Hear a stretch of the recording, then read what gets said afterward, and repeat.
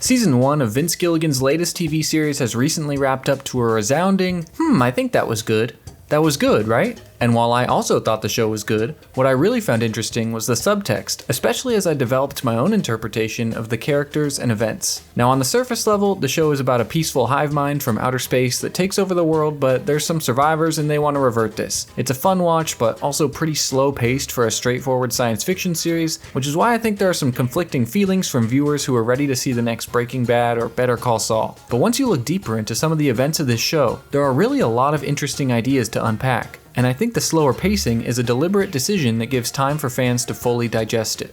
To me, Pluribus is about art, specifically the relationship between creators and consumers. The Hivemind serves as a stand-in for the average consumer population, while Carol, Mr. Diabaté, and Manousos serve as different types of creators, or artists. I'm going to explain these characters one by one, and then explore the relationships between them, starting with the Hivemind. Representing the combined power of the ultimate consumer, the Hivemind loves everything.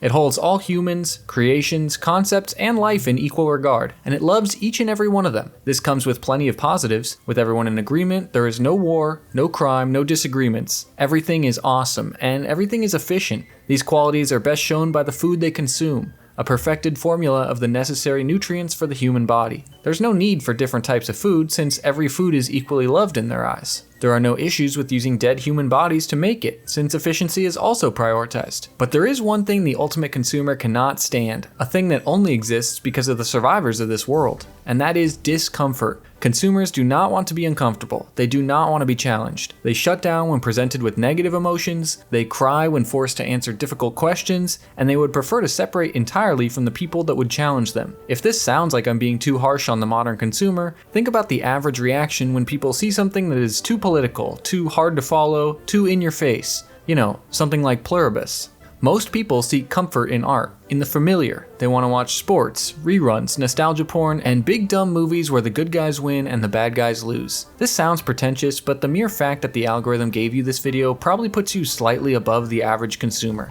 Open up a private window and go to YouTube Shorts, and you'll start to see what I'm talking about. Ask your coworker what their favorite movie was last year, or to see their favorite playlist. We are all a slave to comfort in some way, and often find ourselves repulsed when shown something too different from what we already know and love. The other survivors are barely one step away from being this consumer. They are shown to be either easily impressed, this plane has upstairs, delusional about their situation, my child is still my child, or already prepared to fully assimilate with the hive mind. I want to be with my aunt.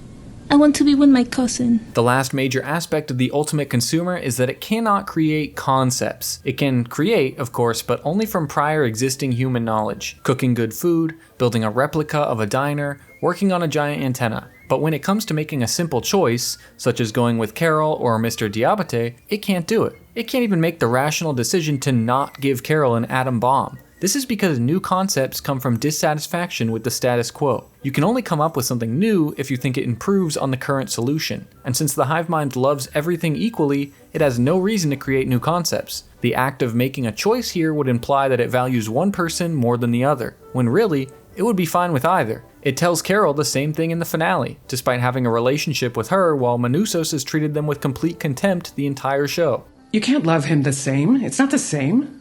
It's different. This aspect of the hive mind shows the average consumer at their lowest, willing to watch anything that's put in front of it, whether it's meaningless reality TV or AI-generated short-form content. When a video of an AI monkey pushing boulders gets more views than any movie, you have created the ultimate consumer. I'll cover examples of this from the show later, but first, let's talk about Mr. Diabaté. The first of our three creators, he is what I like to call the exploiter. Diabaté is not unintelligent. In fact, he understands the hive mind better than any of the survivors at the table. Armed with this knowledge, he manipulates them for his own personal gain: food, sex, and material possessions. At no point does he demonstrate that he cares for the hive mind at all. They are simply a tool to be used for his own indulgences. He is happy to control and even have sex with them, with no thought to their prior individuality. This is a type of creator that YouTube is all too familiar with. The Mr. Beasts, the tech bros, the AI-generated content farms. Yes, they are technically creating content, but only with the goals of advancing their own material wealth. Just like the Hivemind, they can't actually create new concepts, but they are extremely talented at the theft and repackaging of other ideas for the masses, with a clear disregard for the consequences of their actions. No one who is generating 100 AI shorts a day is thinking about the effect this will have on developing brains or on competing artists. What matters is the monetary gain for the exploiter. In the same way, Mr. Diabaté does not worry about the people he uses. He does not care about saving the world. He only cares about his personal situation. He is happy to let 7 billion people rot away as long as he gets to live like a king. And scariest of all, he is self-aware and will freely admit all this. I found it interesting that the other survivors prefer deluding themselves into thinking that the Hivemind is still their family. Meanwhile, Diabaté is reenacting James Bond scenes, demonstrating a clear understanding that he knows it's all a facade. The scene of him copying the way Carol eats breakfast is especially interesting, showing that he appreciates new concepts as well, despite not having any of his own. While Carol spends an entire episode discovering the source of the Hivemind's food on her own, Diabaté simply asks them. This is the danger of the exploiter. Efficient, non-delusional, morally indifferent, and selfish above all. He is shown embodying the spirit of multiple people in our world. High-ranking politicians, musicians, celebrities, fictional heroes, and of course the ultra-rich, hoarding more wealth, power, and material possessions than he could ever need. He is the only character on the show who is not a slave to his own rules, because he has none. Let's move on to Carol, the main character of the show, who I like to call a compromised artist. More aggressive descriptions might be performative or sellout, but all that I'm saying is that Carol primarily makes art for other people. This isn't necessarily a bad thing, and it's how most artists have existed for all of history. These creators package their self-expression into a format that can be consumed by the masses, and if they're lucky, they make a living off of it too. The compromised artist is, as the name implies, always in a state of concession. How much of myself can I add to this work while still keeping it financially viable? Being the main character, Carol's introduction is literally showing this, no subtext required. She writes a popular series of books for consumers who love it, she smiles and thanks them, and then gets in the car and calls it Mindless crap? This opening gives viewers a literal scenario as a starting point to decipher the rest of the show's subtext. Carol is performative because she is clearly talented, but also selling out to make a living. She has a real book that she's been writing, but chooses to write Waikaro instead. Even more on the nose, she hides the fact that she's a lesbian, swapping the sex of the main character in her book, and even presenting heterosexuality to her readers through social media. Put George Clooney. It's safer.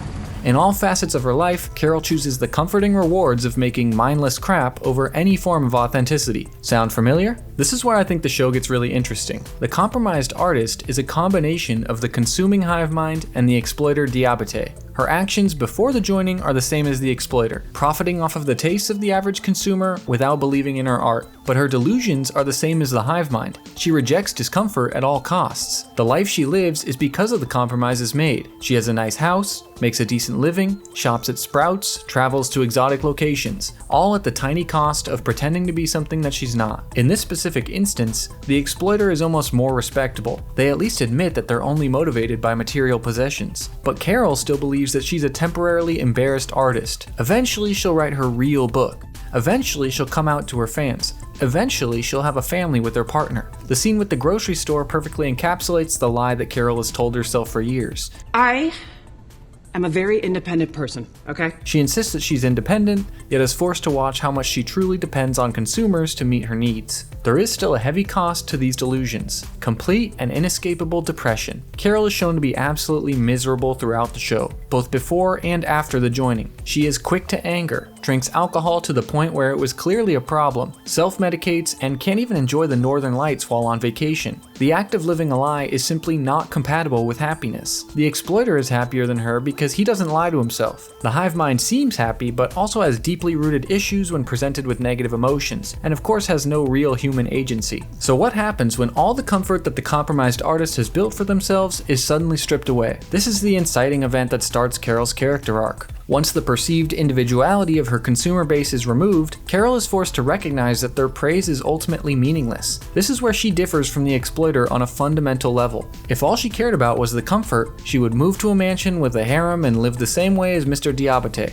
But because she is an actual artist, even if a bit delusional, she recognizes that any benefits the Hivemind can give her would be a lie. It's only once the problem has been scaled up, from her and her book fans to her and the entire planet, that she can see how damaging this lifestyle really is. And when she sees others living this way, whether it's the acceptance of Kusimayu, the delusion of Lakshmi, or the indifference of Diabaté, she is repulsed. This is the reason that Carol is the main character, and it's the same reason that critics of the show have called her unlikable. She is flawed. She has more complexity to her than anyone else in the show. She understands the consumer enough to take advantage of them like the exploiter, but also legitimately desires to live a creatively fulfilling life. Her character arc throughout the show places her in the shoes of all of these archetypes at some point, eventually leading to acceptance of the real truth. Which brings us to Manousos. Manousos is what I like to call the true artist. He makes art for himself and no one else. While Carol's artistry is more literal in the show, with her being an author, Manousos' artistry is represented through his discipline and moral values. What we usually think of as art, books, paintings, movies, and more, are just a medium for self-expression, and Manousos expresses himself through his lifestyle. He would rather eat dog food than the food given to him by consumers. He always pays for what he uses, because he respects the effort and process that went into providing it. He would rather trek the entire way up to North America rather than take the easy way given to him by the Hivemind. Unlike Carol and her grocery store, the true artist is actually independent, showing resourcefulness and determination to provide for himself on the journey. Episode 7 directly juxtaposes these ideas, cutting between his extremely difficult journey and Carol's carefree isolation. She is enjoying leisurely activities, compromised by the comfort given to her by the Hivemind, while he is constantly pushing and improving, shown by learning the English language on his journey. As an artist, Carol is stagnant, Manousos is not. Carol is shown to be exceptionally lucky twice in the episode, with the winning lottery ticket and firework missing her, yet she grows increasingly unsatisfied and even suicidal. Manousos is shown to be unlucky, and yet shows an increasing determination to live. At any time, he could sell out to the Hivemind, meaning consumers, and become the compromised artist. At one point, he is forced to, against his will, but for the most part, that's just not Manousos. It's no more of an option to him than the biological imperatives are to the Hivemind. The true artist cannot live a lie, no matter how much physical pain it brings them. In the real world, people will mock them, tell them that they're stubborn, hard to work with, and call them an asshole, which they probably are. Many true artists will die in poverty or of preventable causes because they refuse to compromise on their own values. Most of the population will see zero value in what they create for themselves, and when they do succeed, it will be an outlier within the group. No one has heard of the millions of true artists who failed in terms of financial success. However, if they were really living true to themselves, they lived a more fulfilling life than any of us. There are other issues with the true artist. Although they occasionally provide value to the average consumer, they don't care about or understand them. In some ways, they are like the exploiter, both honest with themselves and selfish. This leads to blind spots in the actual benefit they provide to the world. While it's honorable that Manousos pays for everything, it's also silly not to recognize the futility of these actions. It's admirable to make the journey on his own, but he could have started saving the world much earlier by just flying to Carol. The stubbornness of the true artist will often prevent real connection with the consumer. It's worth noting that without the help of the compromised artist, who understands the consumer better,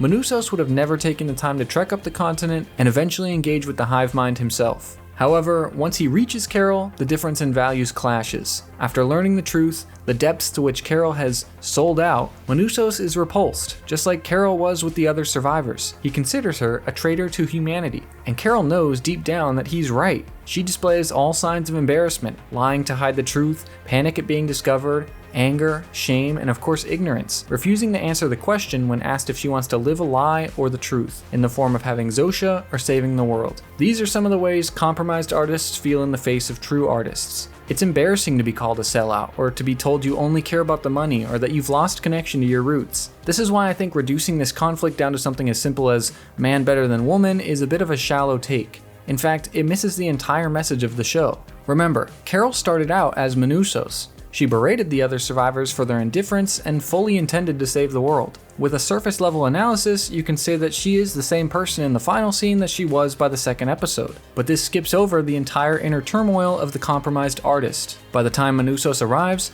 Carol has been emotionally abused and manipulated for months. The same way artists are manipulated by the consumer. She has developed a relationship with them. She needs them for literal life support and external validation, the same way she's lived her whole life in a system that heavily promotes both the monetization and dumbing down of art. Manousos has been in a self-confined bubble for 2 months, refusing to learn anything about the Hivemind at all. It's only because of Carol's relationship with them that he can receive the call to action in the first place. This is the core artistic value of the compromised artist. By both legitimately caring about art, unlike the exploiter, and through understanding the consumer, unlike the true artist, they can expose consumers to real artistic vision. A compromise is required to bridge the gap between two groups that are too different to connect. Carol's Waikara books may not be high art, even according to herself, but they are not simply exploitative either. She clearly used her talents and put effort into making them, and it's confirmed by the Hivemind that consumers made a real connection to them. In the same way, Carol puts her talents and effort into contacting Manousos, enabling him to open a connection with the Hivemind. Pretty clever show, right?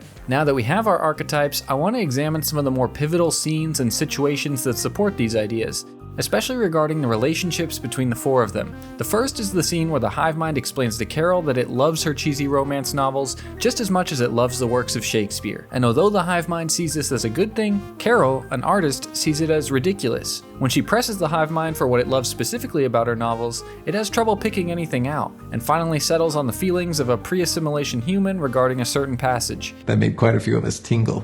This is essentially the most a casual consumer can analyze art: vague praise or an opinion copied from someone else. Specific evaluation requires both taste and individuality. The Hivemind refuses to be negative in any way, so it can't have taste. Taste is an aspect of individuality that promotes certain things as better than others. With the ultimate consumer that the Hivemind represents, asking about a recent movie will get a similar response to asking about the last 20 Instagram reels they watched. The ultimate consumer shuns critical thoughts with phrases such as, "Let people enjoy things. It's made for kids. It's not that deep." They handwave criticism because it makes them uncomfortable. It makes them uncomfortable because it would force them to grow as an individual. And growth can be embarrassing, tiring, and painful. If you aren't following, let's compare this to the themes of another science fiction story, The Matrix. Although Neo chooses to live outside the simulation in the real world sucks. It's bleak, it's ugly, and you wonder if he misses the lie that he used to live. Cypher misses it so much he actually tries to go back. Ignorance is bliss.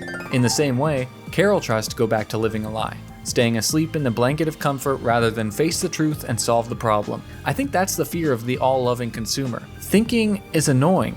Thinking requires effort and exposes nuance where there was once black and white. Thinking will often reveal how bleak and ugly everything is, and maybe even make you feel guilty that you're contributing to it. It forces you to put your opinions out in front of others, to be praised or ridiculed or anything in between. Let's look at the scene in Pluribus where Carol tries to force the Hivemind to tell her how to reverse the joining. We already saw that it shuts down when exposed to negative emotions, but now it's being forced to destroy itself. But Carol's goal wasn't to specifically destroy it, she wants to restore humanity and individuality. She wants to force the Hivemind to grow from being the ultimate consumer into being real people with thoughts and agency. The Hivemind is literally crying, saying, knowing that if it gives up the secret here, it would be the death of its all-encompassing love, the death of ignorance, and the death of the bliss that comes with it. Let's talk about the scene where it's revealed that the Hivemind is going to starve. This is the main self-imposed rule of the Hivemind. The act of harming life, including plants, even when necessary to nourish itself, is forbidden. These acts represent the creative process. With any art or self-expression, no matter how small, the creative process requires sacrifice. It could be 30 seconds of your time, as easy as picking an apple. It could be years of your life, missed opportunities, or a toll on your body. But creating requires something. There is input, effort, and intentionality. To me, the 10-year starvation date of the Hivemind represents the end of creativity in a human. At a certain point, most people are reduced to being only consumers. Set in their ways, they like what they like and don't like what they don't like, and they only consume other people's art until they die. The number of driven creators is far outweighed by the number of complacent consumers. Like I said, by nature of watching this video this far, hopefully you're not one of them yet. But look at your older family, your friends, coworkers, and see how many of them make things. Not as a job, not just to sell or eat, but they make things as an act of self-expression. In most cases, you'll see that consumption far outweighs creation. This is where Carol comes in. She sees the end result of being the ultimate consumer, of refusing to take part in a process that can be as simple as picking an apple. It is creative death. It is the death of what it means to be human. And as an artist, what Carol truly can't believe is how easy it would be to rectify. Maybe tell him to pick a fucking apple. The rules and excuses that both artists and consumers use on themselves are truly self-inflicted, and the realization that you had the keys all along will make them seem silly in retrospect. The exploiter doesn't care, he has no rules and will profit as long as possible. Do you seriously think the world is a better place now? Just because it's peaceful? The hive mind is only focused on passing itself along before it dies, like consumers having a baby, because that's the normal thing to do. In fact, you could call it a biological imperative. The hive mind directly uses this idea in the form of Carol's frozen eggs. They're an opportunity to try and derail her plans to restore humanity, a direct war between biology and existentialism. You'll see why we have to share it. As happy as you've been, that's only the tip of the iceberg. Manousos agrees with Carol, immediately on board that the joining must be reversed, but he wasn't able to make progress until he understood the hive mind, which again only happened thanks to the consumer knowledge of the compromised artist. This full circle relationship is the real show, examining how art, consumers, and creators, even with all of their infighting and flaws, are crucial to maintaining this thing we call humanity. Without it, we knowingly starve ourselves of agency and are reduced to our most basic biological instinct, the same as any other animal. Lastly, I want to look at the role Carol plays and why she is the main character. Essentially, the compromised artist commands every role at some point. Before the joining, she knowingly writes low-quality entertainment for consumers. She is the exploiter, even going so far as to cheat other artists in pursuit of her own success. After the joining, she becomes the consumer, but finds the shallow gifts of the hive mind to be distasteful and knows it's a lie. At certain points, she becomes the exploiter again, ordering the hive mind around for her own benefit and even being rude to it when it doesn't give her exactly what she wants. When the hive mind leaves, she tries to be the true artist, living for herself, but she doesn't have the discipline or experience to be truly alone. She spends her time in leisure, stagnant as an artist. Her life from before has instilled the deep need for external validation that most artists depend on. She only feels validated when learning, or when chasing the truth. The whiteboard that contains these real, world-saving ideas is hidden under the whiteboard of shallow Waikaro ideas. She has to literally push away her compromise to reach the true artist underneath. God, I miss those days. Working all night so I could write all morning, and then, those were the best days. Alcohol is also used to show this. Carol drinks both pre and post joining, but when her efforts are focused, she's sober, even when everyone else is drinking. When she's creating, she doesn't need to dull her senses. Alcohol is framed here as the window between her and the consumer she could become. Finally, after being embarrassed by the true artist, she tries being the consumer one last time, only to realize once and for all that there can never be a real relationship with something that has no humanity. This is something that Carol could never have discovered before the joining, because if you look closely, Zosha has essentially replaced Helen. She is encouraging Carol to write as well as fawning over Waikaro. She's vacationing with Carol and has a physical relationship with her. Zosha has even fully replicated the white lies that Helen used to tell Carol. Helen told these lies to maintain their comfortable lifestyle. And they agreed that it wouldn't hurt your career and it would make you happy. While Zosha tells them to maintain the hive mind's survival. It's manipulative bullshit because you know I haven't given up. Tell me you know I won't give up. We know. The key difference is that Helen pushes her to be a better artist, while Zosha just does whatever Carol wants. Alcohol is used once again to show the difference between these two. You need a drink. I don't need a drink. You need a drink. I don't need a drink. You want a drink? We'll have one if it pleases you. It's interesting that the realization of these lies comes with a shot of Carol looking directly into the camera. We as an audience take the place of the manipulator. We watch this show and provide value to the people that created it, but we also sustain the cycle of consumerism. Both of these archetypes aren't necessarily bad people. Life is just complicated. Helen truly did want Carol to be happy, but also had her wait until it was safe to release her real book. They are both part of a system that doesn't promote individuality. In the age of the internet, social media, and especially all-knowing algorithms, new ideas are often punished, while safe, tried and true concepts are rewarded.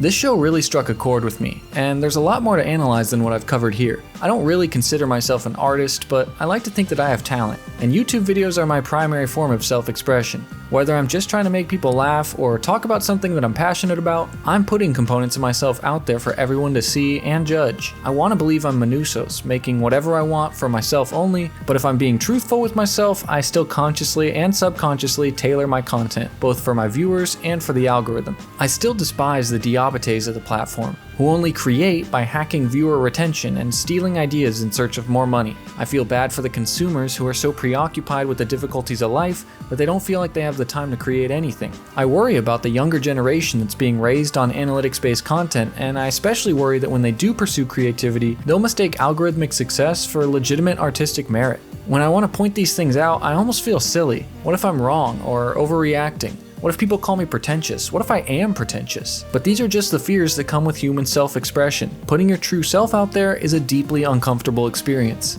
It would be far easier to simply consume popular thing and get excited for next thing. The fact that this TV show encouraged me to talk more about the importance of creators, consumers, self-expression, and what makes us human is a nice reminder that there is still meaningful art being made.